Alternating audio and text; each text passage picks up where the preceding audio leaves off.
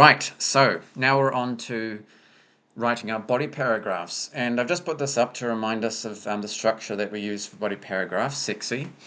Um, some teachers or some schools might use different body paragraph structures, sexy, peel, TP, petal, but they're all doing the same thing. They're, they're providing evidence and explaining how it proves that your point is true, your statement is true. Um, and and down here sort of analyzing the author's purpose or why it's significant, evaluating. So yeah, body paragraph has a statement, and this is where again our planning is going to be really important. We've already written our statements in our plan. So if you remember, I think I'll bring it up actually. Where is it? Here we go. Um, our planning is here for Shooting Stars essay I'm working on. This is basically our first main point, and this is our second main point, and this is our third main point. So again, our plan is going to be really helpful, and our evidence is all laid out there, and now it's just about putting it into a structure, and we use sexy. These magic words are here because they're really useful to help you explain your evidence, and this word here, because, just forces you to go a bit deeper and develop your explanation in a bit more depth. And a lot of the time, feedback on essays from teachers is, oh, you need to develop your answer in a bit more depth. And one way you can do that is just by typing the word because, and then it sort of forces you to just sort of explain a bit more about why it suggests that, or why that symbolizes that, or why it has the effect of that, etc. Okay, so S for statement, first main point, second main point, third main point. E is for example. Some people do these around the other way, but I like to go example first, and I give my one of my examples or a quote, and then I explain why that quote suggests something related to my statement, what it shows, and then finally my analysis, why it's important or significant, what we can learn, what the author's purpose was. And this is where we get our big points from, linking to sort of evaluating and analysing. And a good paragraph will actually, it will be sexy or sexy. It will have two examples, maybe even three examples. And in our planning, or my planning I've got three possible examples I could use for each of my main points. It's going to make my paragraphs a bit more big. Papaya. Sorry, that's the cat again. It's going to make my paragraphs a bit beefier. So if you're a bit scared of writing a lot, one example is generally okay. But if you want to aim for a high papaya, no. If you want to aim for a higher grade, maybe two examples, because that's a pattern of evidence, and that's stronger, it's more convincing. Okay, let's have a look. Actually, I'll show you this exemplar, and we'll just see if we can highlight the different parts of sexy in their first body paragraph here. Okay, so they're describing an important character and explaining how the character changes throughout the film. They said here that in the film, and look at this. I mean, this is good. This is better than mine because it's nice, short, and snappy. I've written. Let's go to my introduction. Look, it's gigantic. It's honestly probably a bit too long. I get carried away and I can't help myself. But if all you've got to do is outline your main points, and I think this introduction does a really good job of that. In the film Stand By Me, directed by Rob Reiner, an important character who changes throughout the film is Chris, so all the keywords from the question are there. The film follows the journey of the young teenager as he navigates life. A little bit about TAA, we're doing our taco. Keywords, K, outline. At the beginning of the film, he's shown to be a bad guy with no future, but later we see he's actually someone who's really caring. Outline my main points, pretty much. So there's taco, that's the introduction. But for the body paragraph, for sexy, we need to have our main points. And obviously the student would have planned, and they've said that their first main point is at the beginning of the film, the important character of Chris is shown to be someone who's not going to have a good life. So I'm going to highlight that red. That's the S of sexy. That's his statement. We see this when. Oh, that sounds like an example. We see this when. We see this when the director uses a close-up shot of Chris's hands playing poker, followed by a tracking shot of him smoking a cigarette. Also, we're doing another example. Also, Chris's friend Gordy says, everyone just knew he'd turn out bad. So here we've got, here we've got our examples, two examples to prove what we're saying is true. These two things suggest, explaining, I'm explaining. These two things suggest that Chris will be a rough character with a bad guy attitude. You might use the word because here and say, because playing poker and smoking is usually associated with something an adult does. So I'm going to highlight that. What's the color for it? Explain. Oh, this should be green. And this should be yellow. The director wants us to judge him for making poor choices so that later in the film we feel bad when we realize he's actually got a beautiful heart. This is maybe still explaining, but a little bit also, I think, evaluating, thinking about what the author wants us to consider, or the director wants us to consider. Sometimes in our own lives we're too quick to stereotype someone based on what we see them doing, and perhaps this is what is happening here. This is definitely my opinion, or the student's opinion. Is that purple? Yeah. So I'm going to put that as the Y of sexy. S-E-X-Y. Okay, so it's not an exact science. You might say this is actually a bit of an opinion, and that's fine. We can highlight that purple. But at the end of the day, we've got all the ingredients of a good, sexy paragraph here. The statement, the evidence, the examples, the explanation of the examples, and our opinion and why it's important, what we learn from it, what the director wants us to consider. I might change that to purple because it could be purple. It could be your opinion. It could be your analysis. Okay, so I love it. I love this student. They did a great job of getting straight to the point. They're not talking about plot, and they're really just clearly and concisely explaining the evidence and how it links to their main point. Okay, so I better undo that because that's someone else's thing. Let's go back to our one and have a little look at my first body paragraph. I'm going to copy the question because remember I said that having the question visible at all times is a really good idea for helping us stay on track. Okay, and I might bring this back down to a new page just so we can have a nice clear place to type. Okay, so let's see what happens if I just copy my planning. Whoopsie. Sorry, there we go. At the beginning of the text, Egan uses his code to guide his decisions. Okay, now that's my first main point. I need to give some evidence now to show this. We see this when, or actually, I might say, for example, let's keep it simple.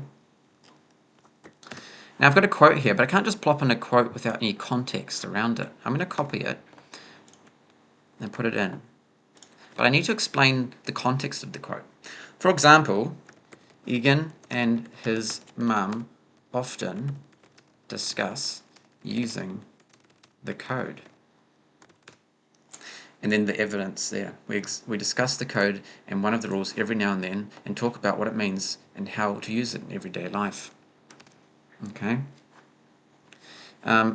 What happens if I copy my second example?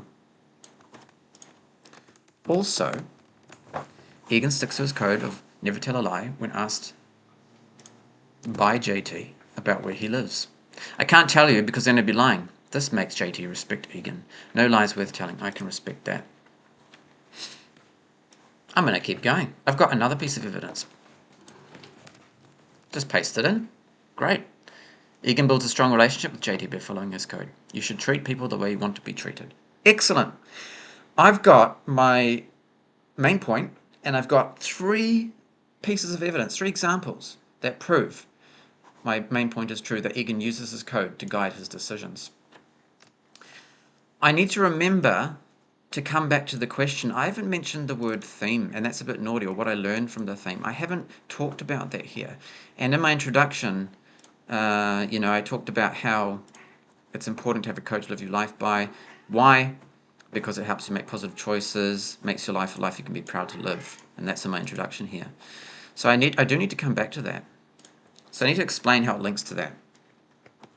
These examples show how Egan uses his code to help him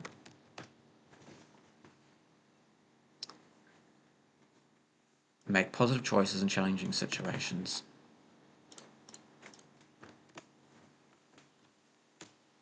Because, let's not forget because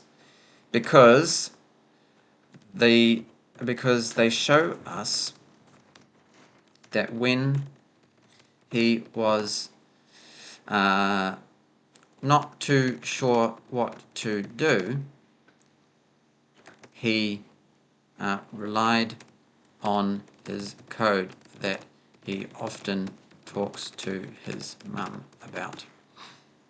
Awesome. I've explained how my evidence links to the theme of having a code helps you make positive choices in challenging situations. Okay. I haven't talked about this part of it, but I can do that on another body paragraph. It doesn't really match up with what I'm saying in this body paragraph. Okay. Now, lastly, I just need to do, so I've done this, and I've done this. I just need to consider why this is important, what the author's purpose is, why is it significant? And this is where I do a bit of high-level thinking. It's a little bit harder, but let's see if I can do it.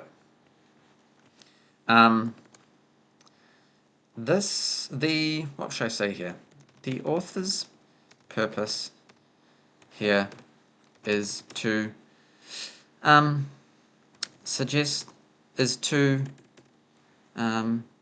develop the theme that having a code to live your life by helps you to navigate tricky situations, and also make us reflect on how we make decisions in our own lives too. Do we follow a code like Egan does? So now I'm sort of offering a bit of an opinion and linking to the author's purpose. I kind of feel a little bit unsure if I've answered the second part of the question. Explain what you learned from this theme. I mean, I've said it here. I've learned that it helps them make positive choices in challenging situations, but I might repeat it slightly down at the end of my paragraph, just so it's really clear that I've talked about what I've learned from this theme of having a code to live your life by. What I have learned from this theme of having a code is that we all need a code to live our lives by, so that, like Egan, we can know what is right and wrong. We can know what is the best way to go about things in life.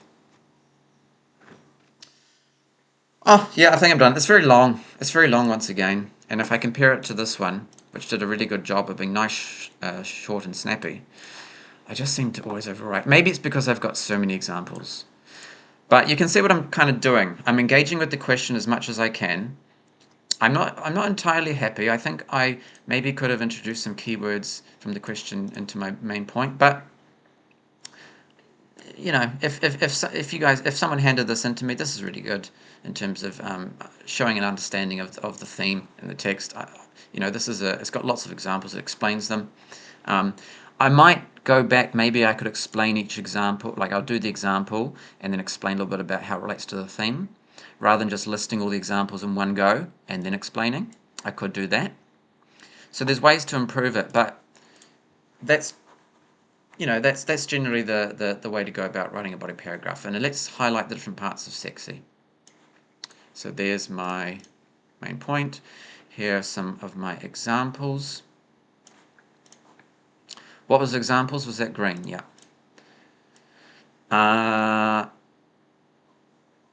Here's my explaining the examples. I think that was sort of a yellow or something, or an orange. And here's where I'm kind of banging on about why it's important. Okay. Yeah, sexy. Good. Okay. So, yeah, again, it's because of my planning. It's because of all my planning that I did that I can just, like Lego bricks, build it up into a sexy paragraph. Okay. And again, it proves my point that having a plan makes everything easier when you're writing your essay. Okay. Cool. Right. So, what else do I need to say? Nothing much, I think. I think that's it. 60 paragraphs. It does sound like a lot of work, but you've already done the statement in your planning. You've already got your examples in your planning. You copy paste them in, and then you just need to explain how the examples prove your point is true. Linking always to the essay question, the keywords from the question, coming back to your main answer to the question, which is somewhere in here. There it is. Try to come back to at least some parts of that answer to the question, because that's your main argument. That's kind of what later in high school we call a thesis statement in your NCEA years, having a main central thesis or argument response to the essay question. Okay, the more of those keywords you can use in your paragraph, probably the better. Okay, all right, that's it. Good luck, everyone.